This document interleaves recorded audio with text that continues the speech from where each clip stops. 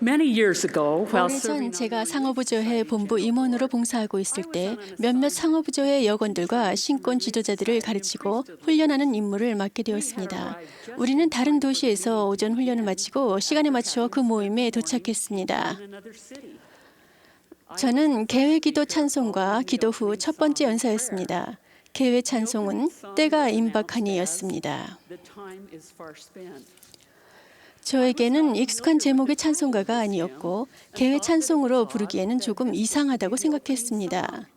제가 말씀을 하기도 전에 벌써 때가 임박하니를 부르는 것이 어울리지 않게 느껴졌습니다.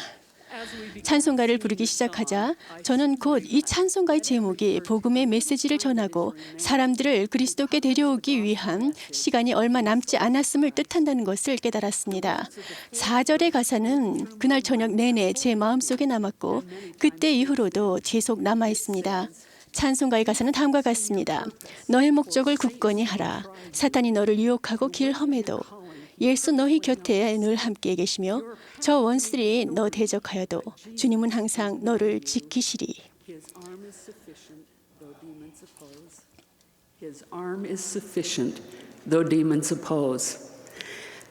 가사의 메시지는 삶에 어떤 일이 있더라도 예수 그리스도께서 우리를 구원할 권능을 가지고 계신다는 것입니다.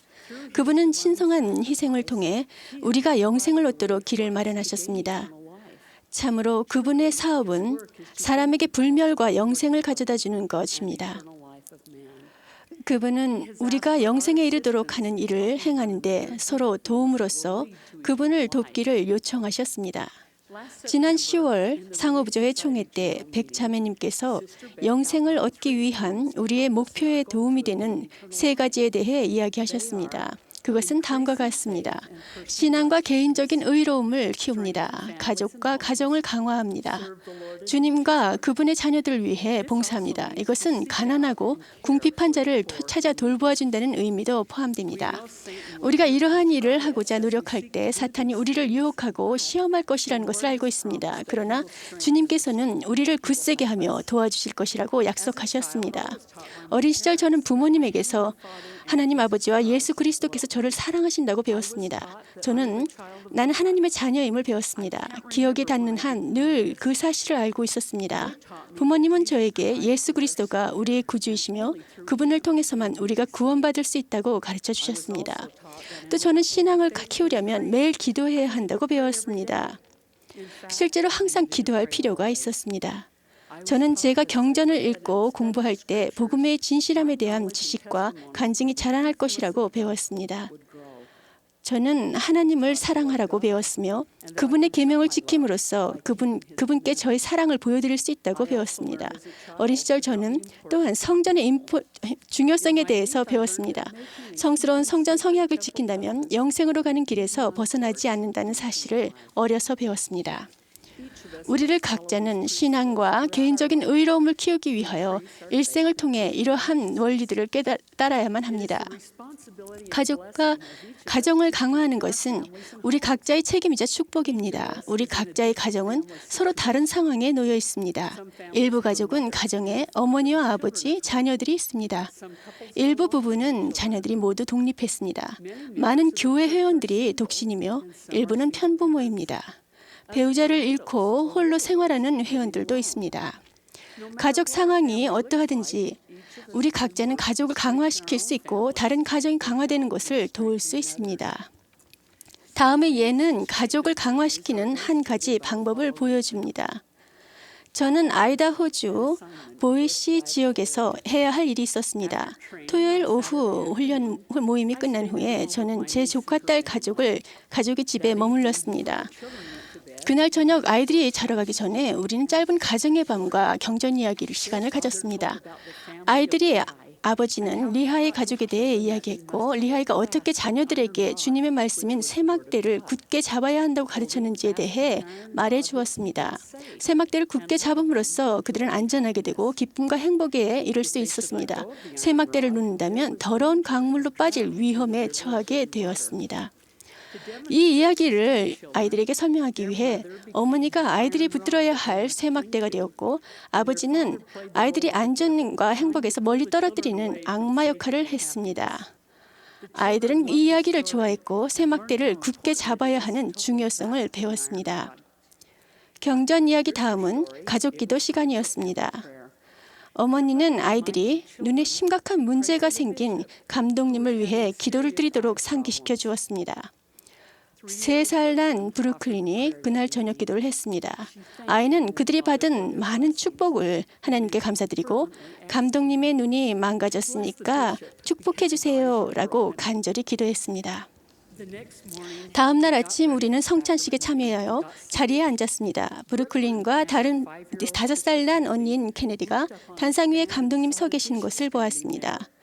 아이들은 감독님을 가리키며 엄마에게 보세요. 저기 감독님이 계세요. 라고 말했습니다. 두 어린 소녀들은 눈으로 서로에게 우리가 감독님을 위해 기도했더니 나아지셨어. 라고 말하는 것 같았습니다. 그들은 신앙으로 기도했고 하나님 아버지께서 그들의 겸손한 기도를 들어주실 것임을 알고 있었습니다. 경전과 가정의 밤 가족 기도는 가족을 강화할 것입니다. 우리는 모든 기회를 활용하여 가족을 강화하고 올바른 길에 머물도록 서로 도와야 합니다. 구주께서는 지상에 사시는 동안 우리가 서로 돌보고 도와야 한다고 가르치셨습니다. 그분은 병든 자를 낫게 하시고 걷지 못하는 자를 걷게 하시며 눈먼 자를 보게 하시며 듣지 못하는 자를 듣게 하셨습니다. 그분은 사람들에게 복음을 가르치셨습니다. 그분은 사람들을 축복하시고 많은 위대한 기적을 행하셨습니다.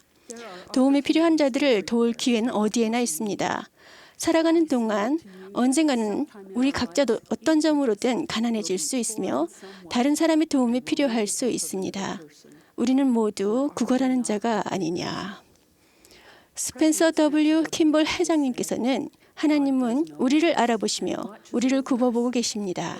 하지만 대개 다른 사람을 통해 우리의 궁핍함을 돌보십니다. 그러므로 우리가 서로에게 봉사하는 것은 매우 중요합니다. 라고 말씀하셨습니다. 지난 여름 제가 집에 없을 때 강한 바람과 폭풍우가 제 집 인근에 불어닥쳤습니다. 이웃집의 거대한 나무가 우리 집 마당을 가득 채우며 쓰러져서 전선을 끊어버렸습니다. 피해를 복구하고 집에 전기가 들어오게 하려면 우선 나무를 옮겨야만 했습니다. 이른 아침 저는 오빠에게 전화를 했고 오빠는 장비를 찾아 가능한 빨리 오겠다고 했습니다. 감독님께도 전화를 했습니다.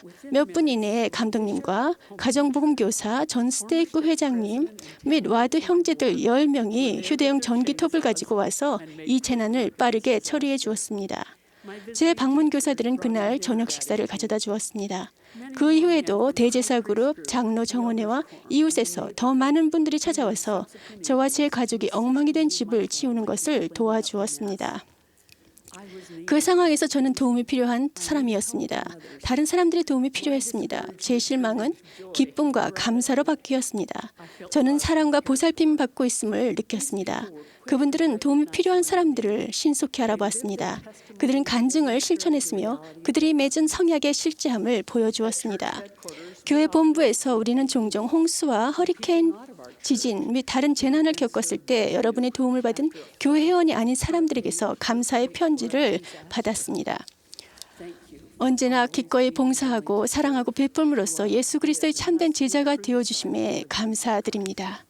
우리는 신앙과 개인적인 의로움을 키우고 우리의 가족과 가정을 강화하며 주님과 그분의 자녀들을 위해 봉사하는 데 있어 우리의 목적을 굳건히 하여야 합니다.